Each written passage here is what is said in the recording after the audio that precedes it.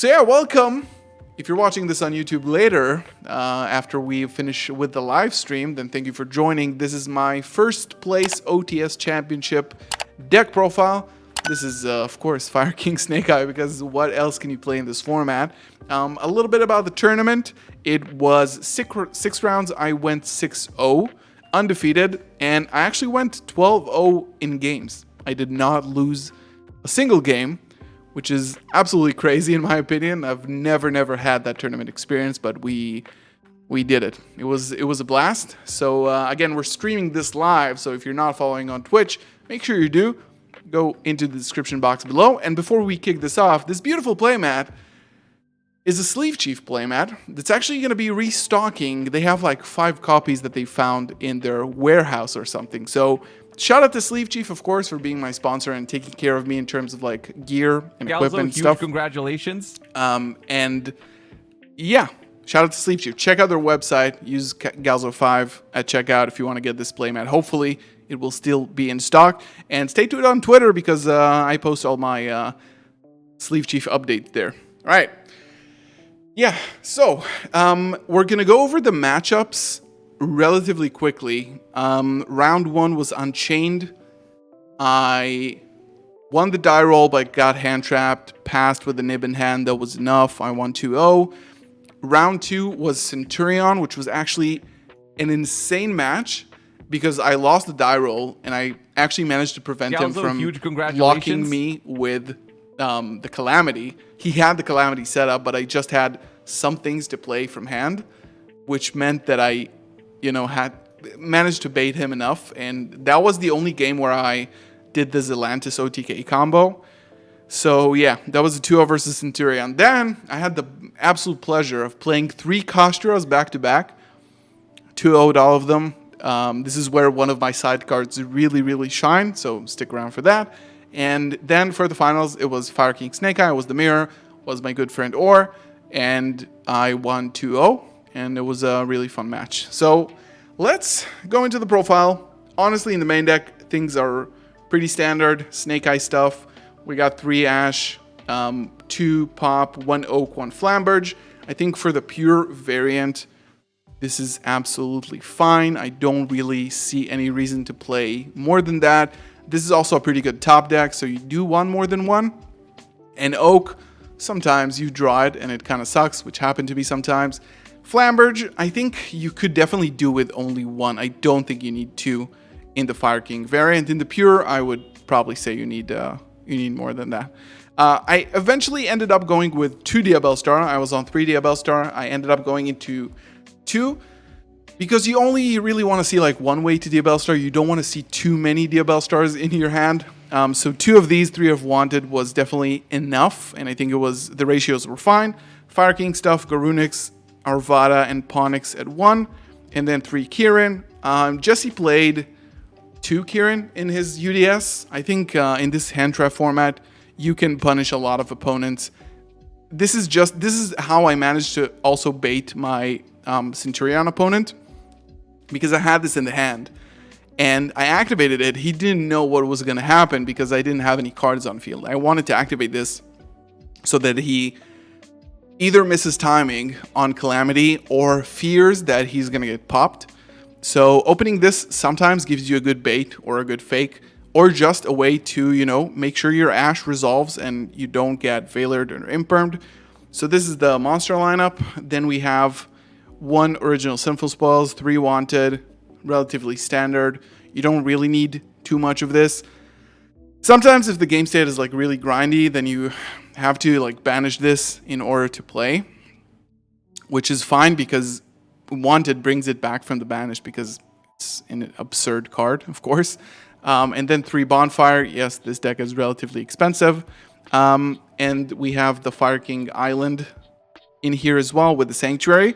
I did consider for like a minute and a half to not even play Sanctuary, but the fact that it's so free and so many of your cards, the destruction protection aside, so many of your cards require cards on the field in order to start playing, which means that sometimes this will be good fodder for Ash, Oak, Bellstar, OG. So it's a good reason to do that. I did side it out a lot going second. Like most of the game that I went second, I sided this out, just kept the island, and it was fine. Sometimes if the matchup was like, specifically, I think it was Unchained, maybe, I would keep it in just to make sure nothing gets popped with the big boy, with the Unchained Abominable Snowman thingy. So this was the engine spells, also standard.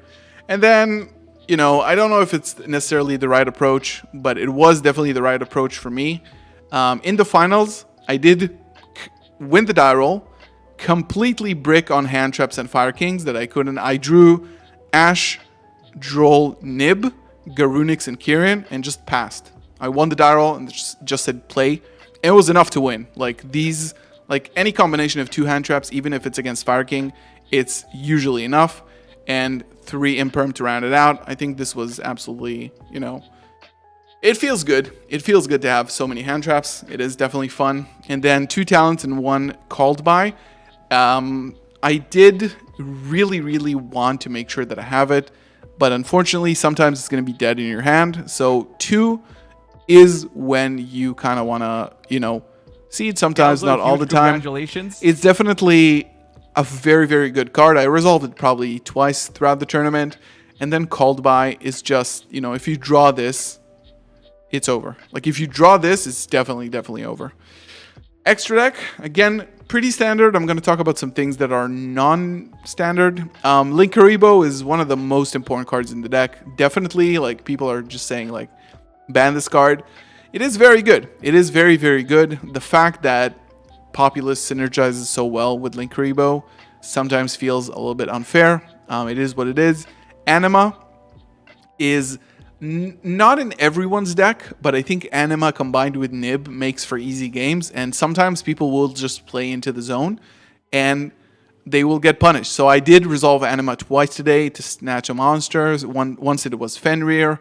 The other time I don't really remember what it was, but it definitely worked. And the extra deck is tied, but you have like 2 or 3 flag spots, I would say. So Anima performed today, and I really wanted to play this because of Nib. You Nib a big board, and then you take the token to clear it out of their field, and then you can play. Hida is the best card in the mirror, one of the best cards in the deck. The fact that Princess is a thing makes Hida into, like, if you can go into Hida, it punishes your opponent for playing, Ash. They activate Ash on you. They have a problem. Sunlight Wolf to bring back cards. IP, Endboard Piece. Phoenix, not everybody plays Phoenix, I think. I think this is one of the other flex spots. It was really, really good for me. Pitching, I played through Anti-Spell today, game 2 against Centurion. He went first, got hand traps, didn't really do a lot, just set Anti-Spell. I hand trapped him, so he had talents, and he just had nothing, so he drew into the Anti-Spell. And then I managed to OTK under Anti-Spell because of Phoenix. You manage to get like 2 level 1s. You make the Phoenix with them. Then I think I hard drew the Flamebird, or otherwise, you can just, clear that. So it's good when you have that in your hand. If you're stuck with the Flamebird, then Phoenix is good. Dark also resolved it a few times today against Shifter and stuff like that. It's just a really, really good card. And then SP. Now, not everybody plays 2 Princess. I think it's, if you can afford it, not only financially, but also in terms of the extra deck space, then it's a very good card because once it hits the field, it gives you so much advantage. So you go through one in your combo and you do want another one for the crackback if they manage to clear your board entirely. So I did play 2, and I played 1 Heat Soul, and then the Link 4's Ambler Whale, which it could have had no effect and it would still be a good card just because it's a fire. Zelantis, Phoenix, and Apo. This was the extra deck. Again, relatively standard. No Xyz, no shenanigans. And then the side deck, I did try to experiment a little bit. 3 Crossout, not specifically for the mirror, but the fact that you play so many hand traps and you play things like talents that when you go first, you side it in and you can, leave out some. I didn't really go first a lot because I 2-0'd all of my opponents. So, like, I only went first before side, actually. So that's a thing. I never sided it in. That and Anti-Spell as well, which is in here. So the thing is, Probably take out a few hand traps. You take out like one Veiler, maybe one Imperm, one Nib, or one Droll. You put these in, and you can take out one talent as well, and just keep it for the talents. Sometimes you don't even have to Droll an Ashe or a Veiler or something like that.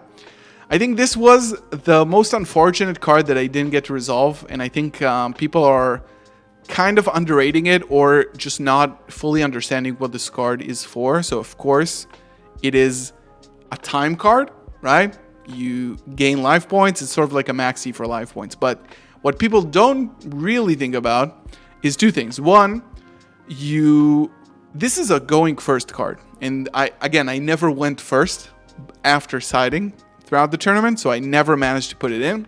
But the plan was twofold. One, playing against Fire King, going first, you side this in. And even if they clear your board and you have this, they won't kill you with the OTK. So you get to live another turn and you can OTK them. The second thing that I was thinking about is Shifter, and specifically Kashtira, which I knew was going to be prevalent, and lo and behold, I played 3 Kashtiras, even though I didn't win first after siding. So they Shifter you, and you have this, you can pass turn, and this will prevent you from dying, and on the crackback you can kill them because the board is not that good. Like the Kashtira board is not that impressive. So this was the theory behind Dogwood. Unfortunately, didn't get to use it. Same thing with Anti-Spell. Never went first after side. Cosmic was just an all-around really, really good card. Super versatile, good in the mirror, good against the random Floodgate, good against one set back row Imperm. You draw this, clears it, and you can actually play the game, which is extremely valuable. So these were really, really good. Now the last 3, I played one Sinful Spoils of Betrayal Silvera. This card will become increasingly good after Legacy of Destruction, but what this card is, of course, it's a Sinful Spoils card, so you can set it with the Diabellstar, right? Because most of the time, Diabellstar won't grab you. The original Sinful Spoils, it will be Poplar grabs it, so you can get this. So this is sending one Diabellstar monster from hand or face-up field to the graveyard, target one face-up card on the field, and negate its effects permanently. So it has a ton of uses. This is good against Branded Fusion, even under Lost you can negate it. Good against every single card because you can negate it permanently. The only downside is that you need a Diabellstar in rotation. Again, never went first after side, but this was good. In the graveyard also, it can negate an effect that is activated in response to your Diabellstar or Sinful Spoils. So it negates Ashe on original Sinful Spoils. Solid card overall. Then I played one Subversion, which if you don't know what it does, it is a Snake Eye card and a Sinful Spoils card. So you can search this off of Populous if you already searched, right? Or set it off Diabellstar if you already have original. Target one face up in the monster zone and place it as a spell and trap. This is a really good searchable out 1-for-1 to every single thing. This was mostly here because of things like Chaos Angel that is unaffected, or like Borderland or stuff like that is just untargetable by or unaffected by monster effects. What I did going second most of the time, I sided in 3 Cosmics in most of the matchups, and then one of this and one Kurikara. And the Kurikara it's not incredible into Fire King, but I did play against 3 Kashtira, so I got rewarded, which meant that you normal summon Ashe, and if you have a way to extend it, you search this, and you just put it in the hand. And from then on, it really changes the game state, because they know that, once they activate the effects, they're going to be gone. So my Kashtira opponent, in one of the games, I normal summoned, I kind of hand trapped him, stopped him. He had the Kashtira Xyz and a Fenrir that he summoned during the standby phase. So I had a really good hand, a way to extend. So I go normal summon Ashe and I add this, right? So he banishes the Snake Eye Ashe with Fenrir, but he pops the Fenrir with the field spell, so I don't tribute 2 and gain a ton of attack. I did manage to kill, but this puts a lot of pressures, especially if it's not Sinful Spoils or Snake Eye, of course.